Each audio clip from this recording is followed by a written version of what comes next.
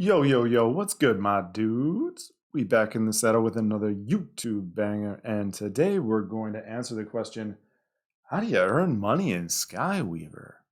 Well, if that's the question you're asking, then you come to the right place because while I don't have the easy answer for you, I do have the correct answer. And in the end, you want the truth. So I'm going to give it to you straight. If you want to win money in Skyweaver, you got to be damn good. That's right. You got to be a card weaver, Skyweaver Pro. You have to be good at TCGs. You got to know what you're doing. But if you do, then you're in for a treat because this is the single best blockchain game in existence right now as of January 2022. Nothing else even comes close in terms of strategy, in terms of convenience. The shit can be played on mobile. In terms of the ease of buying into it, converting your dollars to USDC, to whatever currency you need to buy silver cards, to buy gold cards. This is the first blockchain game that can really go mainstream. And because of that, I think it's a great investment. I'm investing in the game. And if you want to too, you can do it as a free to play player and just earn your way to riches. Now, how are you going to do it? Well, like I said, aside from the basics of just getting good at the game, you're going to have to play Conquest Mode. There's two ways to get cards in Skyweaver. And by cards, I mean the real cards, the cards that are NFTs, the ones you can trade and sell. Okay, you either get them by ranking really, really high in ranked mode. And as you can see here, in order to get high in ranked mode, it ain't easy. You got to get to the top 250. Top 250 players will earn a little bit of silver cards.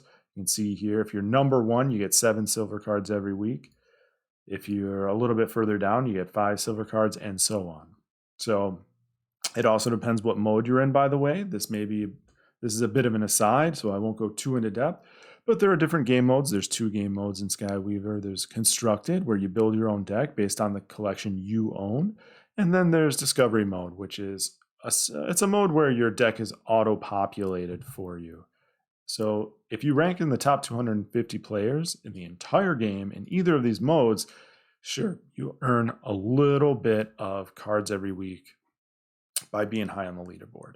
But that is by far not the most efficient way to earn money in Skyweaver. You have to be real good and you have to put in a lot of time. The way that most people earn money in Skyweaver, and the way to make the big bucks, they like to say, is to play in Conquest Mode. So that's not ranked mode at all. Instead, it's a mode over here where you go to Conquest, you pay $1.50, and you enter a little mini tournament, a tournament of 3 games. The goal is to win three rounds in a row. If you win 3 rounds in a row, you get a silver card and a gold card. That's the top of the pops. You can't get better than that. If you lose at any round prior to that, you're knocked out. But you can still get some rewards. So if you get 1 win before getting knocked out, you get 1 silver card. You get 2 wins, well, you get 2 silver cards. And again, if you get 3 wins, you get a gold card and a silver card. So maybe that's not very useful information because you don't even know how much a gold card is worth. How much is a silver card worth? Well, we can look at the marketplace right now as of January 6th, 2022, and gold cards are worth about, let's sort by price high to low. The highest gold card right now is worth nearly 100 smackaroos. The cheapest gold card right now is worth something like 17. So there's a big old spread, and the game is still in soft launch right now, kind of a pseudo closed beta. So these cards have a long way to go up. So if you can get your hands on them now, I definitely recommend it. And the cheapest way to get your hands on them is to be good at the game and win 3 wins in a row in Conquest, because that'll give you a gold card every time. Now, I don't know, that's basically the gist of how you get money in Skyweaver, but for those who want a little more detail, stick around because I'll give you some more information about exactly the way that Conquest works, exactly the way that the economy works, etc. So one other important thing to note about Conquest is that you can pay $1.50 to enter Conquest Mode, or you can burn a silver card. As we mentioned before, you can earn silver cards in Ranked, which would allow you to be a completely free-to-play player, earn your way through Ranked, get your silver cards, trade them in for Conquest tickets, earn gold cards, and you're off and running. But if instead you just want to try and go infinite in Conquest, you could, in theory, pay $1.50 to buy your Conquest ticket And then after you have your Conquest ticket, get into Conquest, only win silver cards in there. And as you win your silver cards from your 1 or 2 wins, or even 3 wins in Conquest, you burn them for another entry ticket. That's right. For every 1 silver card you burn, you do get another entry ticket into Conquest. So because of the way that mechanic works, or the way that aspect of the economy works, it means that most silver cards right now are hovering around $1.50 in value. That being said, some of the better cards, some of the cards that don't have as many mintings, they can hover up around $10 at at peak moments. But the cheap ones will always be $1.50. The floor will always be $1.50 because you can always use them for a Conquest ticket, which is $1.50. So that's a little subtlety, or maybe not so subtle aspect of the game that most people should be aware of by this point. One note I will make about silver cards is that while it's true, as you may have heard, it's true, an infinite number of silver cards can be minted. It's also true that an infinite number can be burned. So because everyone who enters, for every 8 people who enter the Conquest mode, there's going to be 5 silver cards minted.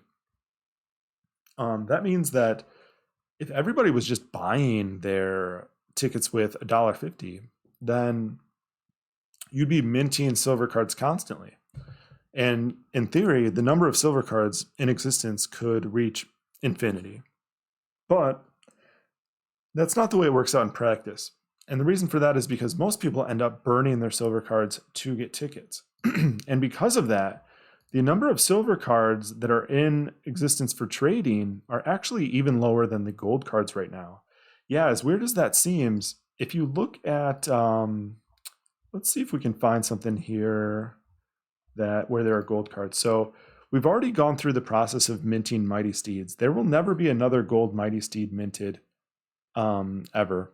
And the total number in existence from now until the end of infinity, or end of eternity, is 530. Right now, the number of silver cards is even fewer. It's even fewer. Will it remain this way? It's hard to say, but it's possible that it even goes down from here, depending on how many more people burn their silver cards to enter Conquest. So that's something to keep in mind. The price of silver cards could go up. Most people don't think it will. I may be kind of the exception there. I'm kind of the outlier. I think there's a good solid chance silver cards do continue to go up. That being said, I'm not really investing in them. So, this is not financial advice, but something to keep in mind, I guess. One other thing about the economy, a little subtle aspect that I guess is worth mentioning, since this video is already going on long anyways,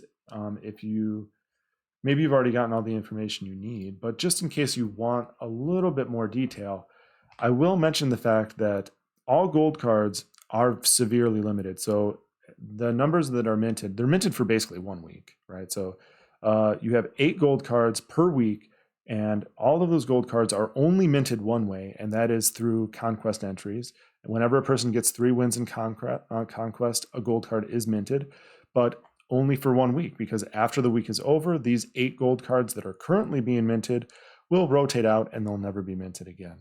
So every week there's 8 gold cards, and you can see exactly how many have been minted so far right here. And the marketplace, as we already showed before, also shows you how many have been minted. So Burninate, for example, this gold card, I think it's probably going to be one of the most valuable. It was actually the first batch of gold cards, the first batch of 8. This was in that batch, and there were 1,070 minted total. And you can always check that right in the marketplace. But before you go and run to the marketplace and just buy all the gold cards that have the lowest minting number, while I don't think that's a bad strategy, it's important to note that as of now, at least, the thing that determines the value of the gold card more than anything else isn't actually the minting number. Instead, it's how long the card has been in print, or rather, how long ago the card went out of print. In other words, Burninate was only minted that first batch of gold cards, so it's been out of print for a very long time. And that's one of the reasons it's one of the more expensive cards. And Nakamoto, again, was the first batch. So as of now, it's the biggest determining factor in the price is really just how long the card has been out of mint, because, well, when it's been out of mint for a while, everyone who's planning on selling it probably already has, and now there's a real short supply on the market for those who are coming in and want to buy one up. So another factor is obviously how good the card is. If the card is a good card in either the constructed or discovery mode in Skyweaver, then obviously people want it a little more too. Well, I think that's probably it for this short video, well, or maybe not so short video now, on the economy. The question was, again, since we did kind of stray a bit far from it, the question was, how do you earn money in Skyweaver? And basically the answer is you play Conquest Mode. You play Conquest Mode and you play Conquest Mode. You can play it in Discovery. You can play the Discovery version. Or you can play the ranked version, or you can play the, sorry, not the ranked version. You can play Conquest Discovery, or you can play Conquest Constructed. Constructed is where you build your own deck. Discovery is where the deck is built for you, and it's sort of like automatically generated based on certain drop rates, blah, blah, blah. But that is well beyond the scope of this video, so I should probably end it here. Thanks everybody who tuned in and made it all the way through. If you did, congratulations. That was quite a feat. I hope I didn't drone on too long. If you liked the video, give me a thumbs up.